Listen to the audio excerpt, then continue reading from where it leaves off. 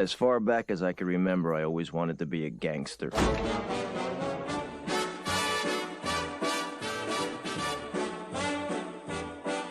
All right. Hey, everyone. Welcome into another episode of the Sleeping with the Numbers podcast for a week 3 review. I got Pat here with me, and we're going to recap the game so far. It's currently 8:21 Central Time, so we currently have the Sunday night game going on, and then Monday night, obviously, tomorrow on Monday. So, Pat, let's kick it off here with a quick question of the day. And so I have playoff probabilities pulled up here, and so do you. So let me just read them off really quick so everyone kind of gets an understanding of what we're looking at here. So we're using playoffstatus.com, which runs a simulation of the remaining games and gives kind of, a statistical chance of these teams to make playoffs. And the way they do it is the percentage chance of not making playoffs. So it's, of course, the inverse of making playoffs. So I'm going to read these off real quick. So for the AFC, the Las Vegas Raiders have the best probability of making playoffs at the moment. They have 25% chance of no playoffs. So 75% chance to make playoffs. And you know what? I'm just going to do the math in my head and I'll read it as their chance to make playoffs because that makes more sense to me. We then have Bengals, 51% chance at playoffs. Titans, 64% chance. Bills, 60%. Broncos, 64%. Chargers, 52%. Ravens, 55%. And then the teams with worse than 50% chance of making it, the Browns, 49%. Dolphins, 48%. Patriots, 30%. I had to double check that. Texans, 37. Chiefs, this is a crazy one, and I'm pretty sure this is one that we're going to talk about here. Chiefs, 27%. Steelers, 33. Jets, 19. Jaguars, 18. Colts, 16. On the other conference, Panthers, 69%. Nice. We have the Cardinals with 66% chance. The Packers, they are currently playing, so that will of course have an impact on this. But currently, a 44% chance. Eagles with 47. Buccaneers with 66. Rams, math 63. 49ers, again, they're playing currently, so this isn't updated. 68%. Saints, 52. Seahawks, 33. Cowboys, 53. They, of course, have also not played. Redskins, 26. Falcons, 24. Bears, 42. Vikings, 23, even after that win, which is impressive. Lions, 15. Giants, 9. So, given all that, Pat, what's a team with worse than 50% chance to make playoffs that you think will make it in the end? I think one, and this is kind of cheating because they're at 51%, is Cleveland. And I hate to say that, but I don't necessarily think that the Bengals will stay atop the AFC North. I think that they'll eventually implode on themselves. I think they did really well today against Pittsburgh, but I think Pittsburgh's also worse than what we thought. I kind of see the Ravens or the Browns, one of those two, winning the division. So I think the Browns should have a really good chance of winning the AFC North. If not, they're definitely going to be in contention for a wild card because the other teams around them, Miami, New England, Houston, I don't like what I've seen so far from those teams. And not that they're not competitive. And, I think it'd be a miracle if Houston made the playoffs, but I just don't see any of them competing for the wild card. And I don't like what I've seen from the Steelers. I don't feel confident that they're going to be that number 2 or number 1 team in the AFC North anymore. So I think Cleveland, just because they're barely over the threshold, is probably my best bet. Yeah, I agree with that. I don't think the Steelers win the North. It's all pointing towards the Browns. Ravens didn't look good today either. So it's the Browns for the AFC North. I'm starting to think. I'm going to go with this is an easy one. I think the Kansas City Chiefs. That just seems very fluky. they lost two very close games, one against the Chargers, one against Baltimore. And they haven't looked themselves. Week one, they even got off to a slow start against Cleveland, right? But they rallied, they came back, they ended up winning that game pretty good. And it kind of stemmed from there. And it's gone into weeks 2 and 3 now, where they're just really close with the teams they are playing. And I also think they had 3 pretty decently tough matchups with the Browns, Ravens, and now Chargers. However, that's not the Chiefs that we're used to seeing. We're used to seeing them scoring at will, doing whatever they want, and putting up tons and tons of points. And that doesn't seem to be happening. I can't put my finger on exactly what the issue is with them, but there's just some sloppy play going on that I think Andy Reid is going to adjust, and they will, of course, make playoffs. So, Pat, actually, follow-up question for that. Kind of on these playoff probabilities. So, our first episode, we picked, who we thought was going to make it to the Super Bowl. We both have the Bills, and then I believe I had the Packers, and you had Tampa Bay? I believe so. I'll have to go back and double check. Okay, so given that, are you worried about either of your picks at the moment? Bills looked fantastic today. Tampa struggled a bit against the Rams. Do you think they can come back? Let's say they do make playoffs and they meet the Rams again. Are you worried about them making it there? No, I think, like you said, I'm confident in the Bills to be at least competitive in the AFC. And I think with Tampa, the Rams are another good team, but I think we saw last year's Tampa kind of has the ability to sort of, get hot at the right time. So until it's proven otherwise, they're definitely going to win their division. I think the Panthers, are good, but I think comparatively, the Panthers have had a much easier schedule than Tampa. And I don't see the Panthers staying on top of the South. They're definitely going to be number 2 from what we've seen. But I think that Tampa will come back, and I'm not as confident in that pick anymore, but I'm definitely still willing to stick with it. And just to kind of read off these odds here. So Tampa is currently still the favorite, even after that loss, to win the Super Bowl at plus 400. And now Bills, on the other hand here, they're at plus 700. And when we made this bet, they were at, I believe, plus 1,200. So, odds coming in our favors, given that we've already taken the bet. So things seem to be coming around now. Just another thing I do want to bring up. Just because we are Steelers fans, Steelers currently at 15,000 odds to win the Super Bowl. So not great. So let's get into these matchups here and some of the results. So Pat, I would like to start with a dilemma I had today, if that's okay. Okay, sure.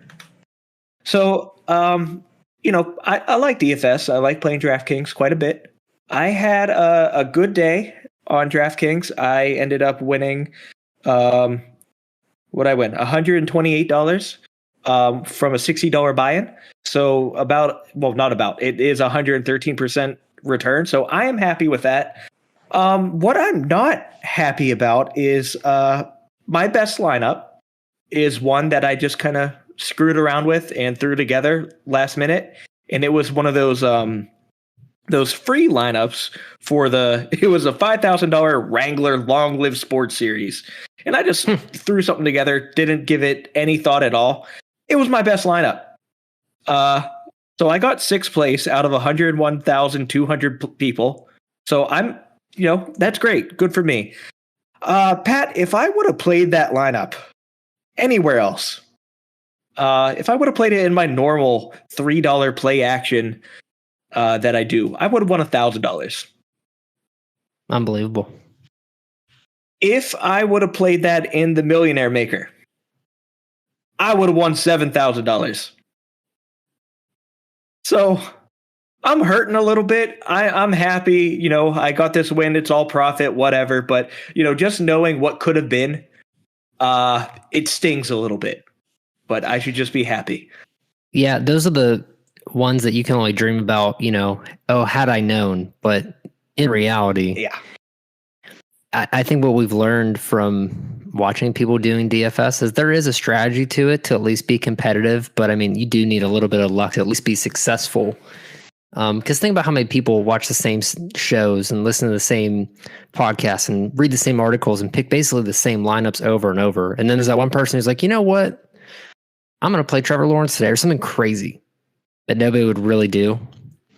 Those are the people that always get first place. Yeah, that crazy dart throw for me today was Pat Fryermuth. I put him in. He got 11.2 points, which isn't a lot, but only 0.76% of players picked him. So when he scored, I just surpassed everyone because nobody else had him. So, just a little thing that's bugging me. But overall, it's been a good week. I'm winning most of my fantasy lineups. Stafford and Cooper Kupp, I played against them in 2 leagues. So those are the 2 that I am losing, which is annoying. All right, let's get into these matchups here. Let's start with the Thursday night game. We talked about it already on the injury episode, but Christian McCaffrey, it went down early in the game, probably cost a lot of people their fantasy games this week. Didn't know the extent of the injury, but Alex did get an update, and it sounds like it is a grade 2 hamstring injury. And Alex says the recovery time for that is about 4 to 6 weeks. So I don't believe they put him on IR yet, but that may be forthcoming. From what you saw on Thursday, Pat, do you have any faith in Chuba? I'm not entirely sure. I think what I saw was something that needs to develop further in terms of the fact that you can't really expect a rookie running back to kind of come into a game like that and really take control. But what I did see is that Carolina has the offensive competency that if he doesn't perform the way he needs to, it shouldn't be a huge issue. I mean, we saw Sam Darnold run a little bit. We saw, DJ Moore catch a lot of passes. I think the Panthers will be okay without McCaffrey. But what I'm really nervous for is, like you said, if he goes on IR, is more serious than what we thought. Because they do have Dallas and Philly, which kind of stink, and Minnesota, who also played well. But then after that, it gets a little bit easier. Giants, Falcons, Patriots don't look as good as we thought they were this year. So it seems like the next 3 games might be the real test to see whether or not it matters if Hubbard is the starter or if, the Panthers can handle themselves. Yeah, he ended up as a running back 25 on the week. Not great, 9.4 fantasy points in half-point PPR. 4.7 per carry, which isn't terrible. But, the ball just kept going to DJ Moore, and that was really it. Also, like you said, Sam Darnold going in and getting all the touchdowns. On the other side of the ball, Brandon Cooks also looked fantastic. He gets hyper targeted, apparently, no matter who the quarterback is there. And that was something I was worried about. But overall, Brandon Cooks look great. He's a safe start the rest of the way through. So looking at our model picks for Thursday, not great. 0 for 3. Yeah, I think the model really thought Deshaun was going to play this week, but he didn't. Yeah, it seems to be thinking that way. Really, really wants Houston to keep doing well. So model picked Houston to win. That obviously didn't happen. It picked over. That obviously didn't happen. And Houston did not cover those 8 points. So very poor start for the model, which means let's move on to the next game. So next matchup we had, we'll talk Washington Buffalo. And Pat, this game, it started off really close. The whole first quarter was pretty competitive. Only 1 touchdown scored by Buffalo. But after that, the Bills just took off and ended up winning this game 43-21. Just to kind of brag, I did say that Josh Allen would finally be coming out, and I don't want to toot my horn too much, but 358 and 4 touchdowns is pretty good. He only had a QBR of 84 points, but that doesn't matter. Yeah, that's absolutely fantastic. So he went off. I have no idea what to do with the running backs. It seems like you can kind of play both of them somehow. Zach Moss here getting touchdowns yet again. Emmanuel Sanders with 2 touchdowns. Dawson Knox had 1. Diggs had, a somewhat quiet game compared to these other guys. Only 6 receptions for 62 yards. On the Washington side of the ball, Heineke got 2 touchdowns, but he also got 2 interceptions. The biggest The largest amount of receiving yards is actually to Antonio Gibson. He had a single reception for 73 yards and a touchdown, which was really awesome to see that they're actually, throwing the ball to him because he does have the hands to do so. McKissick is not the only one that can catch the ball in Washington. So going over to the model picks, the model did pick Buffalo to win.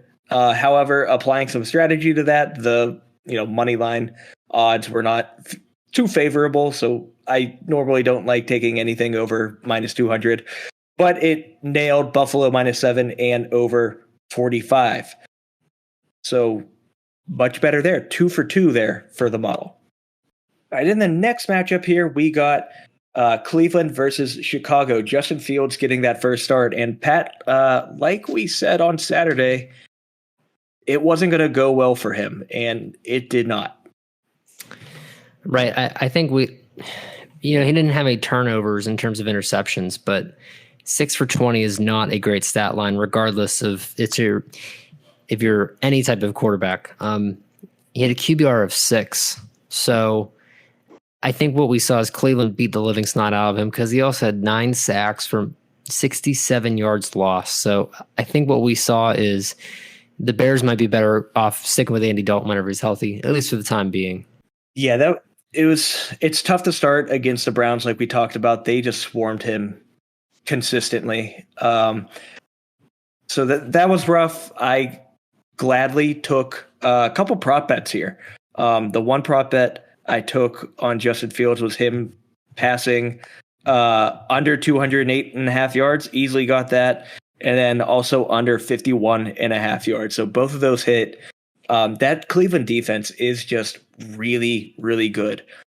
And because of that, Baker didn't have to do much. And, he threw for 246 and 1, only completed 19 for 31 passes, but it was all the run game for the Browns. Like it continues to be. Chubb got 84 yards. Even Hunt got 81 in a touchdown.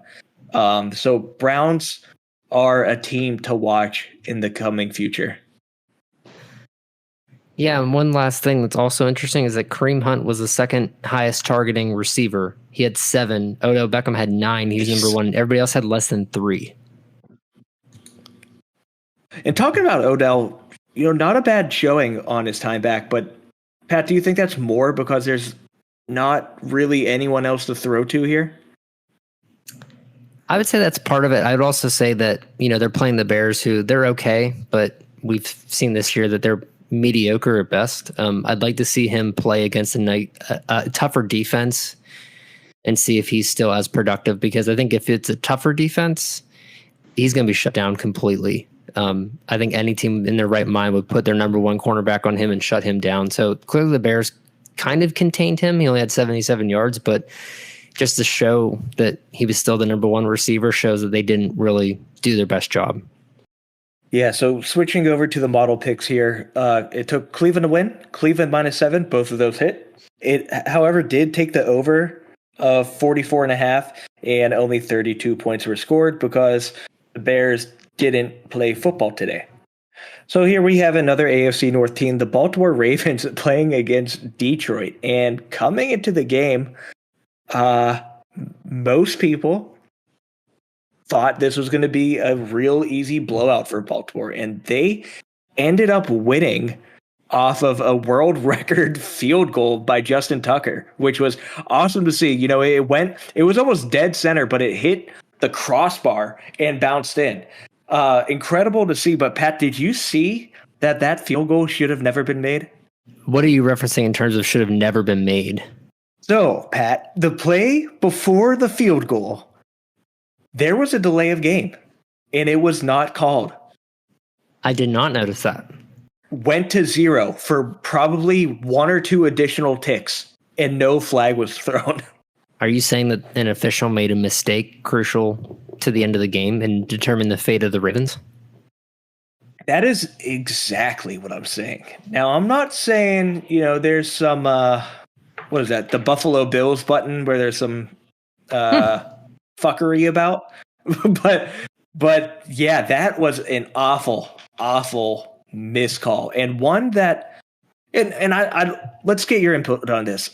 Do you think calls like that should be able to be reviewed? Because it's something that is easily reviewable, right? You have the official clock. You can see if they snap the ball or not. Why are they not doing that? Why is this not an automated thing? I think it opens the door for a lot of other things to be automatically reviewed that shouldn't. Now, as someone who I never officiated football, I've officiated soccer and other things like that. As an official, it's really hard to maintain like the integrity of what you're calling if you know that something can always back you up. And what it'll do is it'll just cause people to start making calls just to save themselves in terms of like embarrassment on social media. And it'll prevent, like, I guess, the honor of the game. Like, there's a lot of stuff that happens because the ref made a mistake or because something was missed. Think about how many holding calls are missed every game, or how like targeting calls of college football, sometimes they're subjective to what the ref saw, right? So Yeah. No matter what they do, it'll be wrong. I mean, I think we've also seen in other sports like soccer, like you can have something like VAR and they still mess it up. So Gotcha. Should it be easy? Yes, but it will never be easy. And unfortunately, that's just the way that's going to go. Yeah, to me, it feels like you would have to get kind of nitty gritty with it. You know, pick what roles you can look at with review and what not to. Like, I think hockey is a fantastic example where the refs, they'll let the players play. You know, if they're getting rough with each other, if they're both doing it, let them play, let them do it. And you'll see it sometimes in the NFL with wide receivers and quarterbacks. If there's hand fighting and everything, but it's going both ways, let them do it. That's absolutely fine. But I think more technical calls, I don't see any reason those can't be automated, such as, you know, the delay of game for the clock. And I feel exactly similar for baseball. You know, it's binary if a pitch is a strike or a ball, right? There's no gray line, but by using an outdated umpire, there is a gray line. And, you know, I just would feel awful if a game is completely determined by a poor call like that, and one that's easy to see. So anyways, getting into more of these statistics here, Lamar looked like crap. 16 for 31, 287 yards, 1 touchdown, 1 interception.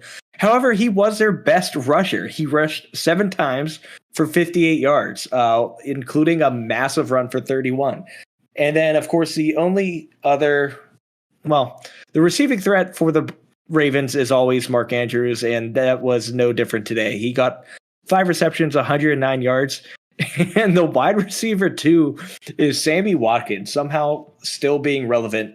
4 receptions, 68 yards. And then Marquez Hollywood Brown, 3 for 53. Pat, he could have had 5 or 6 receptions. Do you see how many drops he got this game? I didn't. I've noticed at least 2 of them should have been potential touchdowns. I think what we're starting to see from him is that he's very hit or miss. It almost kind of reminds me of whenever the Steelers had Martavis Bryant. Like, it was either going to be a touchdown or nothing was going to happen. And it seems like that's sort of what the Ravens have in their hands.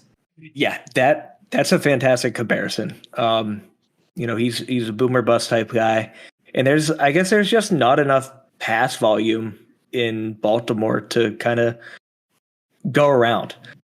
So swapping over to the model had Detroit +8. So awesome. Good work there. If, you know, we look at the public, only 14% was on Detroit points. So it's interesting to me, trying to get into the mind of this model, because it will hit on these kind of outlandish picks, but some of the ones that might be more obvious to, you know, us or someone who pays attention to football, it seems to be missing. And that's something, you know, we got to figure out there. And that's why, you know, you and I, we review the picks, and we end up putting the picks that we kind of curate on our Sweat and Podcast Action Network, and also our website. So be sure to kind of track it there rather than, you know, bet for bet with the model, because it isn't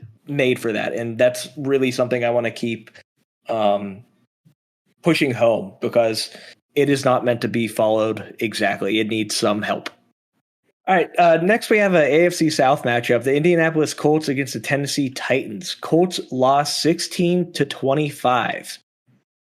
Colts are now 0-3 and somehow still in third place in the AFC South. But Carson Wentz looked bad. Like Baxter said, he should not have been playing on 2 sprained ankles. He ended up with 7.76 fantasy points this week. Only ahead of Zach Wilson, who got 4.6. And now Trey Lance. Trey Lance actually just scored a touchdown for the San Francisco 49ers as we speak. So, Pat, defend your guy. I think 19 for 37 for most quarterbacks is a pretty bad completion percentage, but I know that Carson was trying his best. I mean, it makes me visualize that time that Byron Leftwich was basically carried down the field when he played for Marshall. And I know that Carson Wentz has that same fighting spirit. I think the real issue is Jonathan Taylor did not get 100 rushing yards again. He only ended with 64. So I think if I was the Colts, I'd be more mad that I have my elite running back not really helping my quarterback who, you can say what you want about Carson Wentz, but he is a man of honor. And I think that he's trying his best. I'm really disappointed in Jonathan Taylor, and I'm going to hang up and listen. Yeah, and it's easy for him to be embarrassed when across the field is Derrick Henry sitting at 28 rush attempts for 113 yards. No touchdowns this game. Pat, $50 if you can name the top receiver for the Titans right now for this game. I just looked, but it wouldn't have been anybody who I said. Westbrook. Yeah, so Westbrook Ekine. AJ Brown went out early, so we will talk about him on the injury podcast. Julio Jones doing Julio Jones things, playing a game and a half, getting hurt, and then you spend the next week wondering if he's going to play, and it's a rough time. So that's just normal for Julio Jones. He did get 3 for 47, so he was looking good before he did come off the field. So model picks here, again, not too good here. It really liked the Colts. Wanted the Colts plus 5.5. They did not get that. It also picked the over 47, and only 41 points were scored.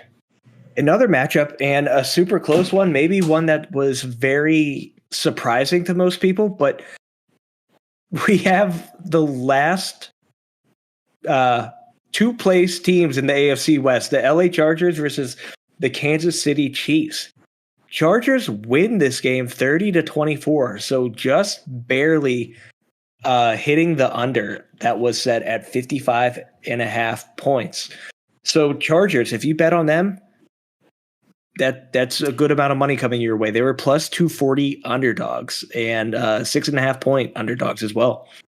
Yeah, I think we've been talking about it. I think that, I said that the Chargers were going to be competitive. I thought that the Chiefs would have been the number one in the AFC West at this point. I think that, it's sort of the same situation as the AFC North. I think the cream will rise to the top, right? So I think both the Raiders and the Bengals will eventually find their homes towards the bottom. But I think what this has shown is that Justin Herbert's a highly competent quarterback. And even without Austin Eckler having a huge running game, he only had 55 yards. He still had 52 yards receiving and a touchdown. So he came in as the number 3 targeted receiver behind Keenan Allen and Mike Williams. So I think what we can tell is that the Chargers have a very balanced offense, and they don't need a power running back to be able to be successful in the AFC West. What this also showed about Kansas City is, outside of Travis Kelce, Tyreek Hill got shut down again. And I don't know how I feel about that. I don't know if it's a him problem or the defenses that they've played, but they're going to want to figure out how to get the ball to somebody besides Travis Kelce, because he had 11 targets, 7 receptions, and then everybody else was under 10. So it seems like the Chiefs are really trying to focus their attack at one specific guy. And if it's not working, it's not going to, work for them anytime soon. Yeah, it kind of seems like teams, of course you want to double cover Hill because he's so damn fast, but they would rather get pieced up by, Travis Kelce or Hardman maybe, rather than just a big long ball to Tyreek Hill. And that's kind of what happened here, because the Chiefs were driving down the field quite a bit. This game kind of is on Mahomes. He threw 2 interceptions and really did not look great, where, the young up-and-comer Justin Herbert looked fantastic. He threw only for 281 yards, but 4 touchdowns with a 125-point QB rating. So he looked great. And I expect big things, Pat. I don't think I expected them to be this good this season. I knew it was coming, but definitely, good call out. Seeing the Chargers for what they are. Thank you. I've been really lucky with them in Arizona, so hopefully it stays that way. Arizona gave me a little scare, and we'll get to them in a few games. I think we're seeing a glimpse of the future. Steelers kind of seem to be on their way out of the top teams, if we're not already. And, for the AFC, maybe the Chargers are the ones replacing them. They finally get a competent head coach, and they look awesome. So heading over to the model did pick the 55.5, which barely hit. There was 54 total points scored. The model also did pick the Chargers to cover at +7. So that also hit. It did have Kansas City to win, but luckily we did not actually take that bet because the line was just, too juiced up at -300. There's not enough reward for that risk. And then, the public thought the same exact thing. 96% of the bets were for Kansas City. 80% of the money on Kansas City. 69% for the over. 79% of the money for the over. So while it was a shootout, it just barely missed that over. Then another game here, Pat. One that, we somewhat talked about was, who is a team that is very difficult to predict? And I can't say it any more than New Orleans Saints. I have no idea if they're good or not. I really cannot tell. They came out here, beat New England. Jameis looked competent. 13 for 21, only 128 yards, 2 touchdowns, no interceptions. Whereas Mac Jones, 51 attempts, completed 30 of them, 270 yards, 1 touchdown, but 3 interceptions. So, Pat, help me wrap my mind around what I saw in this game. I think what you're starting to see isn't necessarily a good New Orleans team, but a really bad New England team. Something that's really concerning is Mac Jones should not be your leading rusher with 28 yards. So, oh boy, I did not see that.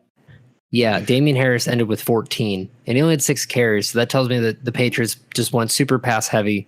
He had 51 attempts too. That you should not be doing that with a rookie quarterback, especially a guy like him, where he's good. People like to compare him to Tom Brady, but in terms of who he is as a player, he's a game manager and he's really competent at what he does. He should not be throwing the ball 51 times. So I think maybe Bill's losing his touch. Maybe Mac Jones is starting to realize, I am a rookie quarterback. I can't get away with this stuff. And because when I'm looking in terms of stats from New Orleans, Jameis did good. I mean, Alvin Kamara did good, but we've also seen New England lose Miami as well. So I think this might be a little bit misleading. Yeah, this is interesting here. I'm trying to see. Is there a thing for total yards? Where's it at? No. I'll just do some quick math here. So it looks like total yards wise, New England actually put up more than New Orleans, but apparently that doesn't matter. New Orleans was just super efficient. And then, Kamara came to life as well. And I think a big reason for that, they actually used him as a workhorse running back. He got 24 attempts this game and 3 receptions on 4 targets. One of those for a touchdown. So finally, it needs to stay that way. They need to keep Kamara involved, use him as a workhorse back. He isn't the biggest running back, so I understand, but he's just so efficient that it's hard to keep the ball out of his hands. Yeah, and this really excites me because in a league that I'm currently in for Yahoo, I kind of took a little bit of a risk, and I traded Najee Harris and Hawkinson for Kamara and Waller. And I'm not sure why somebody accepted this trade, but they did it. Wow. And I was kind of nervous because I was thinking, okay, maybe Kamara is not going to be good in this offense. But I think this is a glimpse of New Orleans starting to figure out, okay, maybe we're not going to let Jameis throw 50 times. Maybe we can get away with not doing that. So hopefully they stick to this formula. If they do, I think they'll be a little bit better off than if they rely on Jameis. Yeah, that's interesting. And I had a similar thought today. It's like, do I sell high on Najee Harris right now? You know, he finishes the running back 4 this week, but I'm just so worried about our offensive line and really the offense as a whole. You know, we just got super banged up today, even more. And I think currently, I think Chase ended up coming back. I know I saw him get hurt, but I think Chase is now our number 1. And James Washington is going to be our number 2 at the wide receiver position. So I don't know what to expect from them, but we'll talk about them in a little bit. So going to the model nailed it. Model had New Orleans winning, so cashed in on that plus 135 odds. Also, of course, New Orleans plus 3. However, the over did not hit. It was even a low over under 41.5, and they only got to. Wait a minute, was it really that close? They got to 41. Okay, I didn't see that before. Yeah, so missed the over, by a point. Whatever. Our next super interesting, amazing matchup. The Atlanta Falcons beat the New York Giants today, 17-14. I don't even know how long we want to stay on this game. Barkley got a touchdown. That's a good thing that I can say. And Pat, your guy Cordero Patterson looked great. Yeah, number 2 receiver. I don't think he knows how to run the ball. I think they should just stop and just let him be a receiver because I'm pretty sure that's what he used to play as in Minnesota. So I'm not sure what the strategy is here, giving him 7 carries, but whatever works for them. They have 1 win. Giants don't. That's all that matters. That's right. 1 more than them. So yeah, Cordero Patterson ending up at the running back 20. Did he finish ahead of Saquon? He did not. So Barkley is currently sitting at the running back 9. So good for Barkley to get back in the RB1 status. Other than that, Pat, not a ton to talk about here. Very defensive game, I guess, even though there was 1 turnover, 2 turnovers, 1 by each team. Matt Ryan fumbled once, and so did Evan Ingram on his, I believe this was his first game back. So, maybe he should sit out again. Either way, model nailed this one as well. The model had Atlanta to win, so cash in on plus 140, Atlanta plus 3, and under 48. So 3 for 3 on this game. And now the matchup we have been dreading. The first place AFC North Cincinnati Bengals beat the last place Pittsburgh Steelers at home 24-10. I don't have anything to say, Pat. What do you want to say? Well, at least Ben threw for 58 times. I think that kind of shows that his pec isn't as injured as what we thought it was. I think he would have torn it at that point. So that's good news. They suck. Yeah. Let's leave it at that. Expect most of our injury podcast to be on the Steelers. Jamar looked good. Mixon looked good. Burrow looked good. Najee looked good. I think we talked about Tyler Boyd, if he was going to be relevant, and he was very relevant. He made it look like someone was playing on the easy mode in Madden, or used to have those old, the plow, the old Madden cards used to collect. He had that one in that first touchdown. Yeah. What did the model say? Well, model had Steelers to win, Steelers minus 3 and under, which that was easy. The under was easy. We called that one immediately.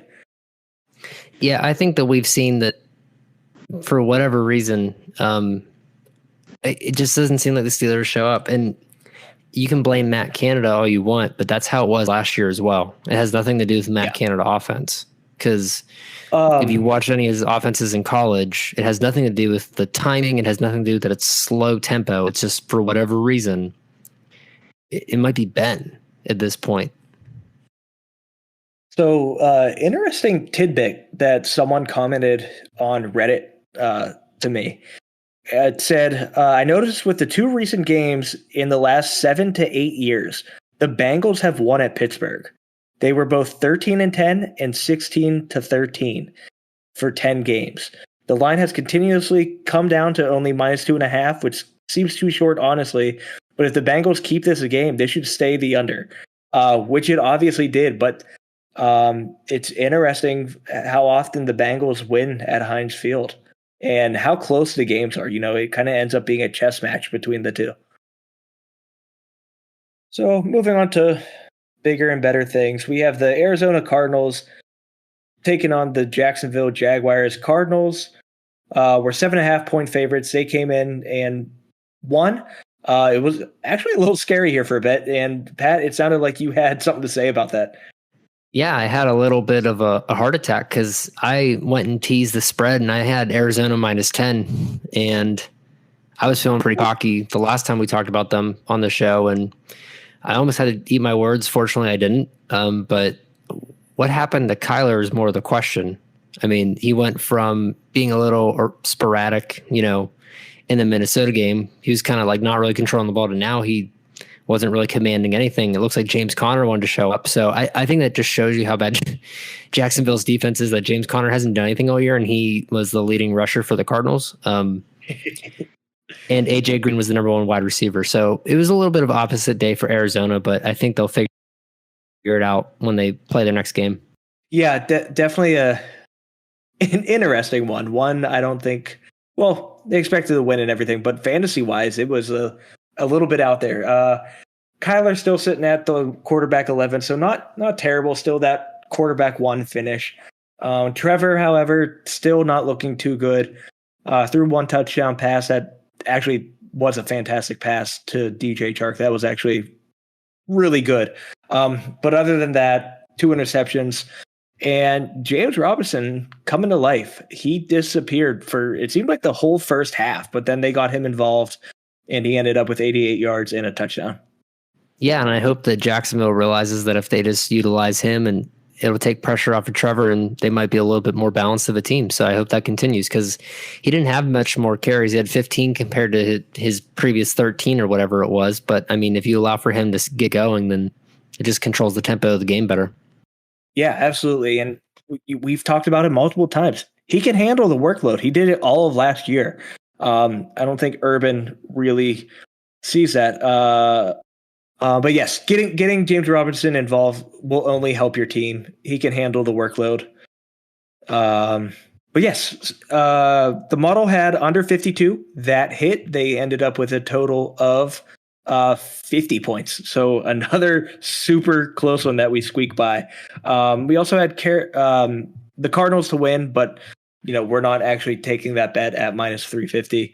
And the model also had Jacksonville +8, which they did not cover. So 2 for 3, nothing to complain about here.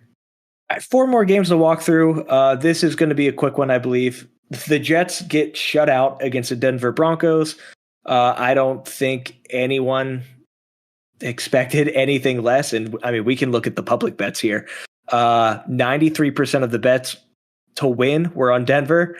84% of the spread on Denver.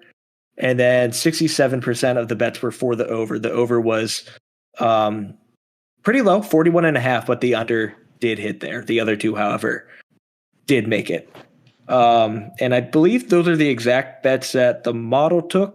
No, so the model had the Jets +10.5 and under 41.5, which hit, and Denver to win. But never, you don't take a bet at -600, even if they win. The payoff really isn't there. Not much to add here, Pat. Anything for you? I'm just looking in the NCAA draft prospects to see which running back the Jets will take with their first pick next year. Because I think You don't think wasted they'll take a quarterback? I mean, they might. Who knows? I don't know if I was a quarterback. If the Jets drafted me, I would pull Eli and just demand a trade instantly. I wouldn't allow for them to do that because I think what we saw in the first game is that Zach Wilson isn't a terrible quarterback, but when you're only throwing 10 targets to Corey Davis and everyone else is under 6, I think that's an offensive issue. Like it doesn't sound like it's a Zach Wilson problem. It seems like it's a chemistry problem because what you're doing is you're forcing the ball to just one guy and one guy alone, and you're just basically being as predictable as possible. Yeah, I thought, well, it definitely was Adam Gase as well, but so maybe he's still left a little bit of a skid mark on the Jets that's still sitting there, and Zach Wilson is paying for it. Well, the whole team, Michael Carter, he got the start today, but he only rushed 9 times for 24 yards. That was probably mostly because they were behind the entire game, and he really isn't much of a pass catcher, it seems. So really not much to talk about here. Super boring game. Denver's now undefeated and in first place in the AFC West. The good news is that Zach Wilson's QBR is only 31st in the league, so there's at least somebody who's worse. Somebody worse. Is it a starter quarterback? I'm going to look it up right now. I have no idea. I was just looking at his player profile. Okay, I was going to say... Oh, man, who would it be? Oh, it is. You're not going to guess it. Oh, shit. Actually, okay. Guess the bottom 3 quarterbacks in terms of QBR. In terms of QBR. Okay, Zach Wilson. Yeah. Trevor Lawrence? He's number 30. There's last place. Oh, shit. Last place. Stick with the theme. Is it with rookies? Yes. Mills? Justin Fields. Yeah. I should have got that one. Okay. See, I guess I didn't think of him as a starter. Damn. Okay. So Pat, we talked about a game that made you kind of poop yourself. Here's one that made me poop myself. The Miami Dolphins played the Las Vegas Raiders. I expected this to be not close at all. I took the Raiders -4 and -3.5. So I'm like, yeah, they'll cover that. They won by a field goal in overtime, 31-28. Jacoby Brissett, he did it. He put in the effort. He didn't look terrible, I guess, but he went to 2 guys and 2 guys only, and Mike Gesicki and Jalen Waddle got a lot of work today. So, and then on the Raiders side of the ball, Carr couldn't do anything. It was a Peyton Barber show. Peyton Barber had 23 rushes for 111 yards and a touchdown. So I don't know what that means. Really all this game told me is that the Steelers are way worse than we originally thought. Yeah, I agree. I think what we're going to find out, though, is that the Dolphins are also probably way worse than what we thought. Because Peyton Barber getting 111 yards, we saw him play against Pittsburgh, and he did absolutely nothing. So I think that just exposes the Dolphins' defense. I don't think that trend's going to continue. It does make me more concerned about Kenyon Drake, though. I really thought that he was going to come out and be not the true number 1, but I thought he was going to really make John Gruden kind of eat his words in terms of Peyton Barber, and just very disappointed. But it is nice to see that Bryan Edwards, they keep talking about how they want to incorporate him in the offense. He's the leading receiver in terms of yardage, and Derek Carr did at least a good job of spreading the targets out in terms of receiving, everyone getting 5 or 6 or 7. So I think you're right, though. It does show that the Steelers are in a very questionable position in terms of their stature in the NFL. Maybe what they need to do is just hyper target Waller, because they seem to win games pretty good if they do that rather than spreading it out. That's probably bad coaching. Don't do that. I just want fantasy points. Anyways, model 3 for 3, over 45. We got 59 points in this game. Miami plus 3.5. They covered just by that half a point. and then Las Vegas Raiders to win. So good work there by the model. 2 more games to go. 2 great games to go, starting with maybe the best game this week. Tampa Bay versus the Los Angeles Rams. Tampa Bay came into the game -1 point away favorites, and that line flip-flopped quite a bit throughout the week. I don't think anyone really knew what to do. I didn't bet on it at all because I didn't know what to do. I was just here to enjoy the ride and get my fantasy players in it for DFS lineups. So the Rams end up winning 34-24. And, once they kind of got hold of that lead, that was kind of the end. It took a bit for Tampa Bay to put up more of a fight. Reactions to that, Pat?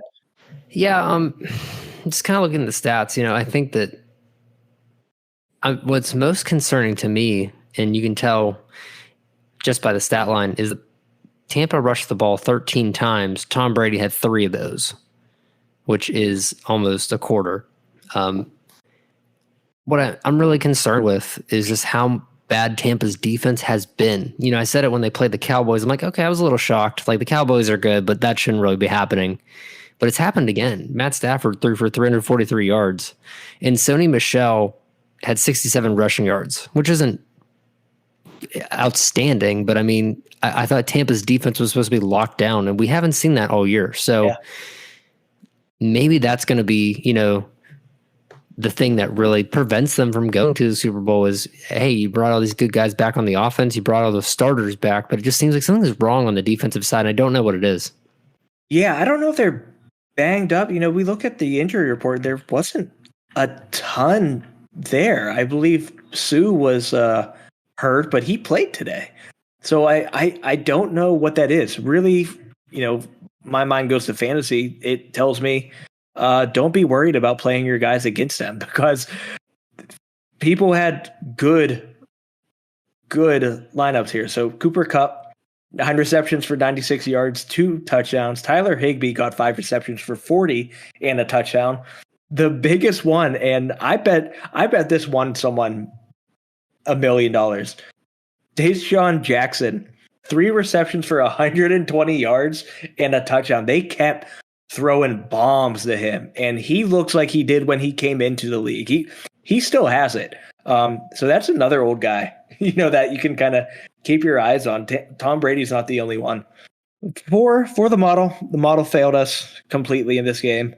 It took the under 55.5. They ended up with 58 points here total. Took Tampa Bay to win and Tampa Bay -1. So 0 for 3. No good. So, we talked about this to win the Super Bowl odds at +800. How do you feel about that bet, Pat? I'm kind of enticed by that because they look great and they're not even fully healthy. Henderson didn't play at all today. So any thoughts on taking the Rams, mid-season +800?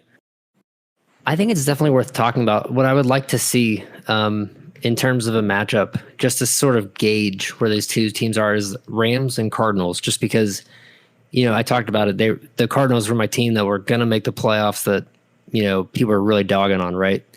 And talking about, them, I don't think that they faced the competition that they've needed to.